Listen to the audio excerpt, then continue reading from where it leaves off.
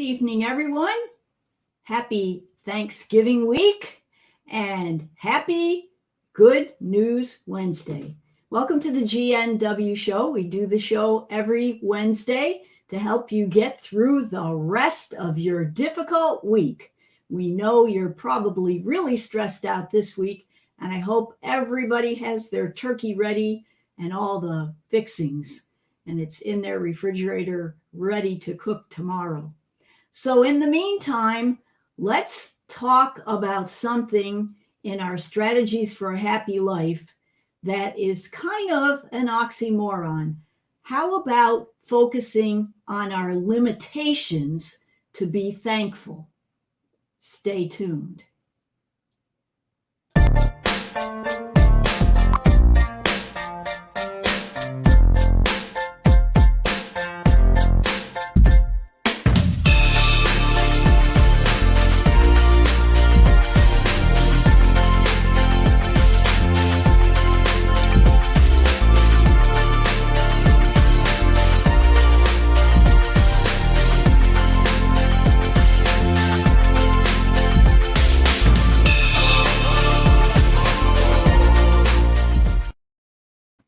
So everybody deserves to have a happy life, and everybody deserves to have a happy Thanksgiving. But how do we get there? Sometimes there's a little bit of a twist in how you can look at something and turn it into something else. And here's what I'm talking about. I read a poem this week by an unknown author. And he or she, whoever the unknown author was, put this into words better than I could ever say. So I thought I'd share it with you.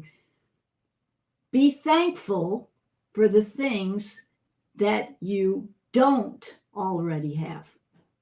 Ooh. Now, on Thanksgiving, we're always talking about all the things that we have. But be thankful for the things that you don't already have, because then if you had everything that you wanted, you wouldn't have anything to look forward to. See, it's the little things, right? Okay, here's another one. Be thankful when you don't know something. Now, I was always told in school, you're thankful that you remembered something, right? But be thankful when you don't know something, because it gives you the opportunity to learn. Good food for thought. How about this one? Be thankful for the difficult times, because those are the times when you grow. Very good. And be thankful for your limitations, because they will give you the opportunities for improvement. A very famous person always says that the opportunity is in the problem, right? And that's exactly what we're talking about. It's those little things. Be thankful for each new challenge, because it will build your character. Yeah. Anybody have any of that going on this week, huh? And what about this one? Be thankful for your mistakes, because they will teach you valuable lessons. Be thankful when you're tired and weary, because it means that you made a difference. Those days when you think, man, I did all that work for nothing. But guess what? You did make a difference. It's those little things. It's easy to be thankful for the good things. A life full of fulfillment comes to those who are thankful for the setbacks. So this Thanksgiving, as a strategy for a happy life, how about finding a way to be thankful for our troubles? Like, looking for one little thing, one little positive thing in the midst of all of it. And then your troubles can become your blessings. So we hope that you all have a wonderful and happy Thanksgiving, even in the midst of difficult situations, good or bad. Thanks. Now we have a burning question that someone is waiting for the answer to.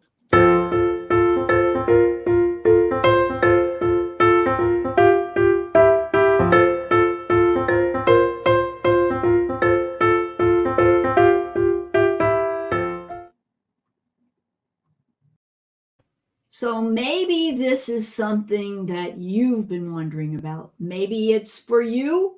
Maybe it's a question that someone of your loved ones might come up against. And the question is what is the most common mistake or reason that a mortgage application is denied? Oh, no. Oh, no, no, no. You applied for a loan, or your child or someone you know applied for a loan and they got denied. What is the biggest reason, the thing that you've really got to watch out for? And this actually took me a little bit by surprise, which is kind of a surprise that I wouldn't know this. But you know, if you think about it, well, the first thing you think of is that the person maybe doesn't have good credit, or that they have a low credit score, right? But the actual number one reason that people get denied a loan is because their debt to income ratio is too high. Now, what the heck does that mean anyway? Their debt to income ratio. So your debts, obviously, your car payment, your rent payment, or your upcoming mortgage payment, your loans, any loans that you have, any credit cards that you are paying off, all of those things add into your debt ratio. And a long time ago, when I started in real estate, we just used to tell people very simply, look, your debt to income ratio should not be any higher than 36% of your gross monthly income. So your debt to your income ratio, it should only be 36%, no more than your total monthly income. Now, that's changed a little bit because now banks, lending institutions have different criteria, et cetera, and their ratios are up a little bit, but they're still pretty strict about that.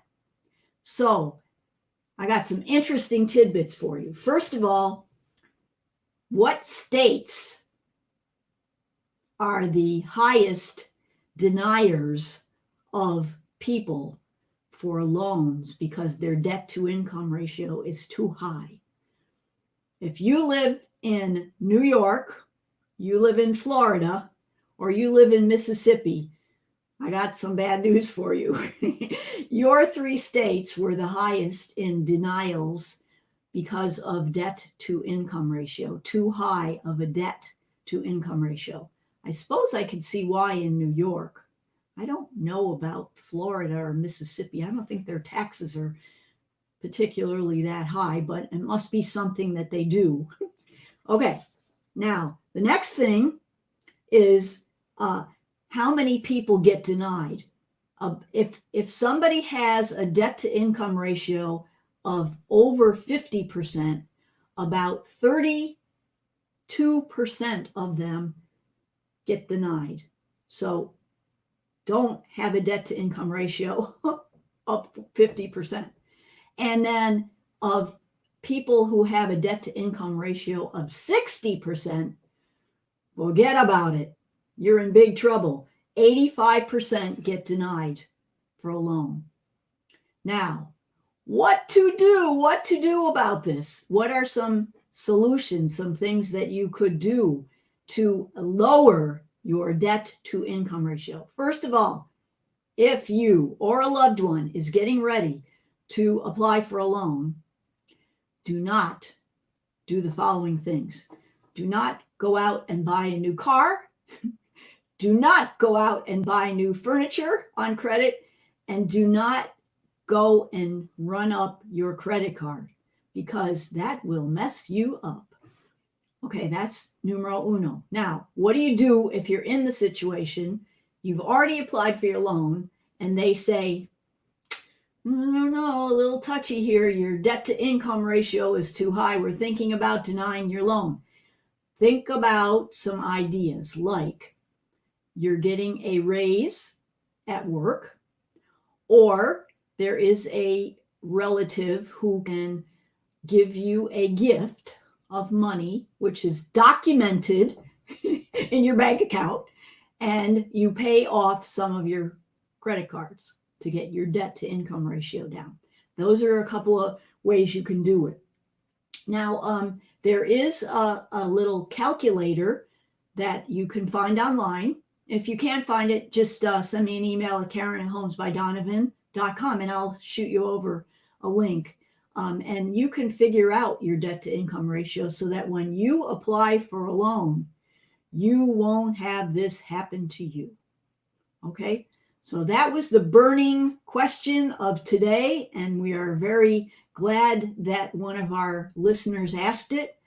And if you have a question, please shoot me an email at Karen@homesbydonovan.com, and I'll be able to try my best to answer it right here on the G.N.W. show. All right. Now, what you've all been waiting for, I know, the Thanksgiving trivia question that you've been waiting for.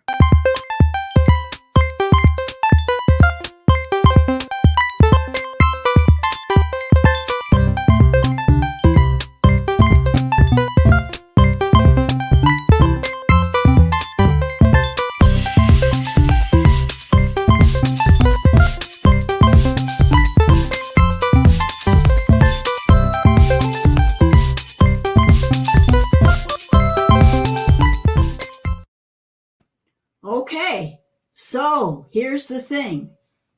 We wanted to ask a trivia question to see just how smart you were about pies. And I have fooled several people who are pretty smart. So I was impressed. So of all of the pies that you could have for Thanksgiving, which is the pie that is the very most popular number one requested pie at Thanksgiving? Think about that for a second. Would it be A, A, pecan, B, chocolate, C, pumpkin, or D, apple? Okay, now, you know, a lot of times you think, well, pumpkin, right? Halloween came and then they made the pumpkin pies. So yeah, I'm going to say Halloween. Wrong answer. Now, next one. A lot of people think maybe it's like maybe, I don't know, chocolate, pecan. Nope. The answer is numero uno is apple, because listen, everybody just went apple picking. It's out, you know, it's the fall, it's apples, it's the nice scent of the spices and everything like that. And so apple is the number one requested pie of all time. Now, there is one other little tidbit that I'm going to share with you before we go on to our feature tonight, which is our song, which we're going to play you out with. And the thing is that there's an up and coming kind of a pie. I don't know how this happened, but supposedly, like, you know, I don't know who, but they say it's cranberry pie. Now, why would you want to eat cranberry pie when you already had cranberries with your turkey? I don't know, but that's what they say, cranberry pie. So just keep that in mind in case someone serves you a cranberry pie tomorrow. Okay, now, The next little segment, which we're going to close out with, is a little video song that Joe and I wrote a number of years ago, and it was such a simple song. It's called "You Are," and it just came to us in a very, very short period of time. But I think it has so much meaning in so many different ways for everyone for Thanksgiving. "You Are" is all about someone that you care about. So I want to wish you all a very wonderful and blessed Thanksgiving, and I hope that you enjoy our song.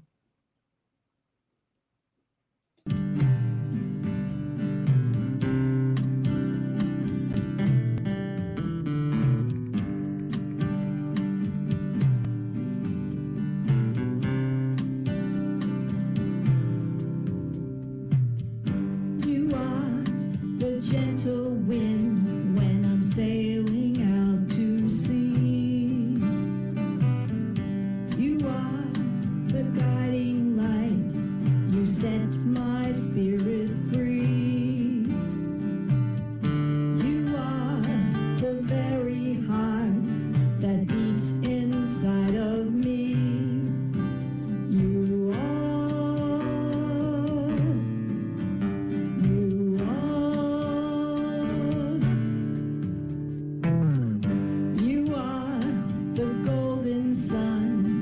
shining in my hair.